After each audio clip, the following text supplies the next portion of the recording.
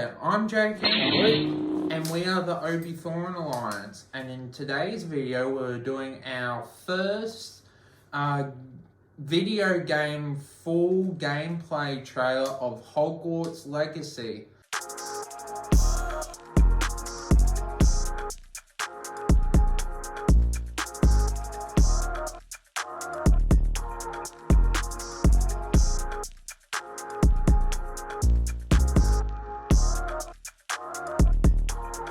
So what do we know about this game so far, Luke? Oh, I know it's been heavily delayed and was supposedly meant to come out a long time ago on, I think it was meant to be like around the launch of PS5 and Xbox Series S, but it's been delayed and delayed.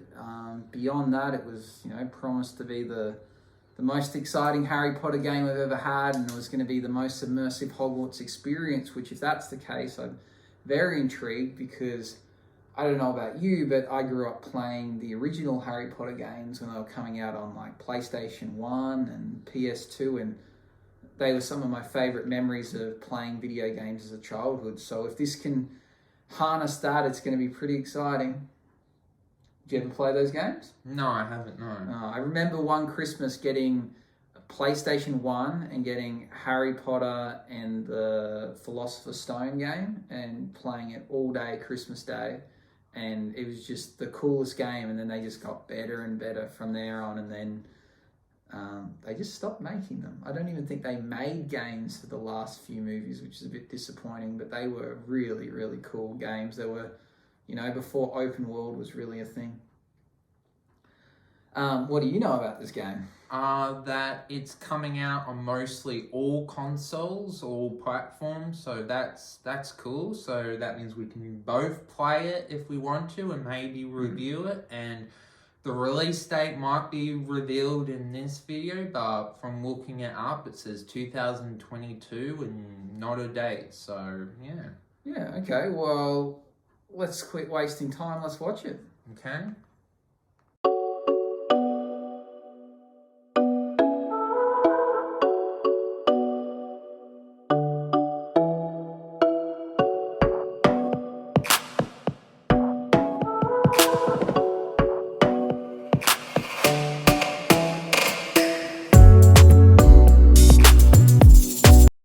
Christmas.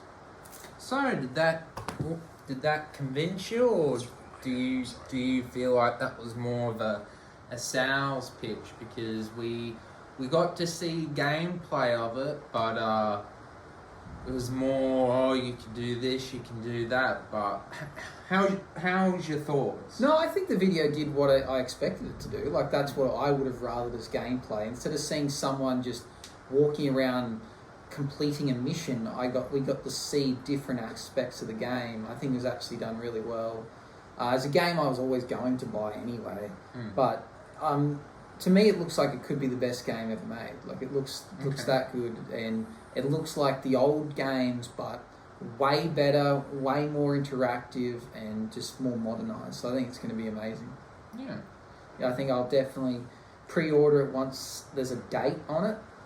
And I'll be getting it on PS5, and I think I'll be binging on it quite a lot when I first get it. Do you feel like when you get sorted with the sorting hat and doing those things, do you feel like that will be auto-generated, or will you choose what house you go in? Oh, they'll probably ask you some questions about your characteristics, and then based on that, they'll put you in your house. So you could probably rig it to put you into a particular house, but I think most people are going to be wanting to be put in Gryffindor. Gryffindor Silverin? Yeah, so it looks amazing. So I don't know if that's a big part of it, which house you get it put into, because ultimately you interact with people from all houses, and I don't know how big of a deal it is. Which area of the game do you think you'll be focusing on? Learning new spells, or befriending people, or what area intrigues you the most that we saw there? I think doing the classes and learning the spells, because that's what was really cool about the old games.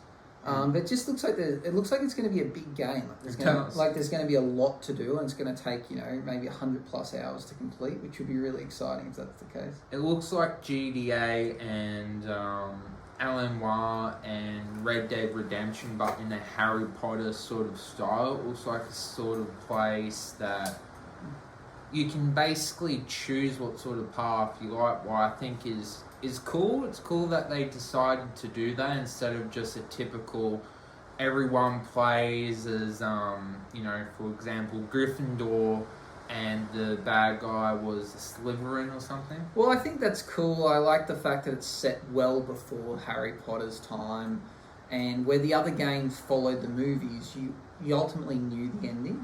You always knew what was going to happen. It followed the progression of the movie, where this is its own unique story, which I think is going to be cool. And they're obviously trying to really involve the use of Beast, because now a Fantastic Beast that's a bigger part of the Harry Potter universe than what we previously had talked about in the original Harry Potter series. So I think this game is going to incorporate that, which is really cool. And being the fact it was set well beforehand, we're not going to be going, oh, well, that doesn't fit in, that doesn't match. It's like we don't know anything about prior to basically Fantastic Beast. We don't know much about what happened even earlier in the timeline of wizardry, so that's pretty cool. Do you like the sound of the main story is that there's a goblin rebellion and this politician or something is wanting you to help him out of all, not a teacher or not anyone else, you're like a fifth year and he happens to want you to help? Oh, it's alright. I guess they want you to like choose. They want you to be like Harry Potter, like he was a school kid that obviously he's a bit more unique than your average school kid, but he was a kid that saved the world, and I think they want this to be the same. I think that's a cool storyline. It's like it couldn't be anything too major, because otherwise you'd go, well, why wasn't it spoken about beforehand? Why did Harry Potter never mention this? So I think it's exciting. I think it's a good choice. Do you think they'll let you, because they said you can do anything, do you think they'll let you actually become an evil character? Because some games do that, like the Star Wars Old Republic games, that normally you're the hero. Do you think they'll let people become the bad guy and actually help the bad guy? They made a mention to it, like be careful what path you go on, but I don't think they'll let you. Okay. I reckon maybe at some part in the game you become like not infected, but something happens to you and then you kind of lose your way and then you have to come back, because it would, like, if you could complete the game being the bad guy, then it would cancel out everything that happened afterwards in the Harry Potter world. So I reckon it's just maybe a hint of something that might happen within gameplay. And you convinced by the Golem villain? Oh, we don't know that much about him, but it's fine. Ultimately, the villain I think is going to be not the main part of the story. I feel like the actual storyline will be your choices. Well, it will take up very small part of gameplay. I think it's going to be the collecting, the crafting, doing the potions lessons, the learning your skills, making friends. It just gives you a reason to do that. Like, without there being a villain, what kind of game would it be if they're like, oh, you just go to class and you learn spells? You need to have a reason to do it. So the villain is just a reason to learn those skills. Do you find it interesting, out of all the years of school, they chose you being a fifth year and you're like behind, so you got to catch up? Well, I guess that gives you reason for not being young. They don't. I guess they don't want you to be a little kid, but they want to give you a reason for why you need to go and learn all these skills that everyone else already has. Because otherwise, why would you need to learn the skills if you're already at the same level as everyone else? So it fits in. Yeah. So that maybe that obviously you must learn that you're a wizard later in life or something, and you've got to catch up, but you're like a chosen one, like you've got some kind of innate ability. And yeah, I think it's a clever twist, though. I give you a reason to actually have to learn these skills, opposed to assuming you already knew them. Definitely think it's worth reviewing on the channel, and even if you just play it, I think it definitely is worth playing. I would be very interested. I just have a problem is there might be too many things to do and it might get too overwhelming. I think you could definitely skip a lot of the side stories. I don't think you're required to.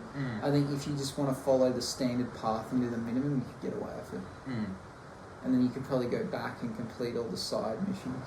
Yeah, but I definitely think it's worth getting. I think that gameplay trailer reveal has definitely convinced me that it should be on the radar. And for yourself? Yeah, I was going to get it anyway, but this has made me extremely excited about what it potentially could be. And it's perfect that it's coming out because the Fantastic Beasts 3 movie is coming out, so we're spoiled for Harry Potter. Yeah, lots of Harry Potter stuff coming, which is good that the world is continuing, and fingers crossed maybe we will get a few more movies to follow on with the books that have been released over the last few years that carry on that haven't been movies yet. Do you know what they're called, the most recent movies? Like the most recent books, you know, they brought out like 2 more books or something that follow on from the Harry Potter series, and it's like Harry Potter's like older and has like kids. Oh yeah, that's the play. Yeah, like hopefully that gets turned into a movie, because I'm not going to personally read the book, so I'd like to see that become a movie. So that'd be cool. Well, we are the Obi-Thorn Alliance. Hope you liked the video. Like and subscribe, hit the notification bell, and see you in the next video. Bye bye.